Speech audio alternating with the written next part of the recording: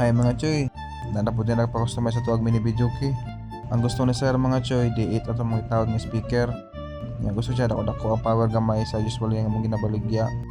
So mo to mga choy, nanawag din sir sa to ano, kaya para ma-confirm lang yun niya nga legit ta. Siyempre legit yun ta, matubag ito sa tawag. Diri mga choy, ato na lang i-penalize. So natespit na akong amplifier. Goods kayo, 0-0 gyud. Walay kulang, walay lapas. Ang lead blinker mga choy, itisingat po na ako, goods kayo. Kaya mao pa request sa customer nga butagan og LED. Hayag pa na sa kugmaon mga choy.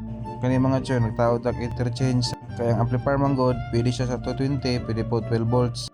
Kay puhon daw, mupalit daw sa sir og battery. Magamit daw gyapon niya bisan na sila sa outdoor. O di ba?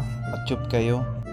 So kani mga choy, atong tawaran og magic crossover ni kay aron ma-separate ang frequency nga masulod sa speaker. Magic ba?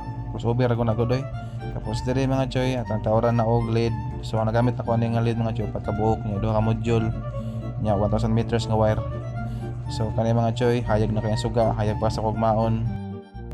Kani tawaran tong speaker kay para ug ma-shipping na diretso, ani padugay-dugay pa unsa may dugayan. So manang gibalot og silupin sa mong silingan mga choy, nangawat piluguan dito ba. Mura may ana nagbalot og lumpia nga dagko. So amo gina i-secure mga choy kay para di magasgas ba. Wa na padugay-dugay mga choy, ato na ni baluton og karton pinapaspas pinadali aron ugma ma-shipping na ni. So amo mga choy, amo na gipaspasan diri no kay para ugma deliver na. So na sa GNT mga choy, nag-send na og 500,000 atong customer. Ready for shipping na gyud og na-release na ang claim stub.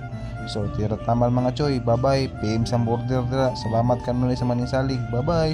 Sa mga nangitag mini video kaya PM lang mga choy.